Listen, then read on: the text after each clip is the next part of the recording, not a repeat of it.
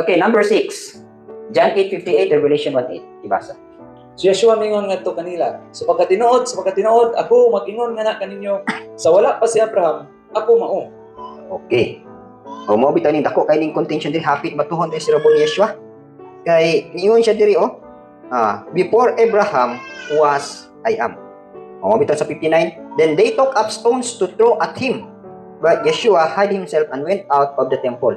Actually, during sa time nilang rabon ni Yeshua, kung mogamit man ko kag ngalan or mo proclaim ka nga ilhim ka, batuhon gyud ka, kay that is blasphemy.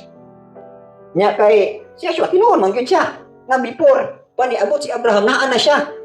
Speaking sa iyahang trabaho kaniadto.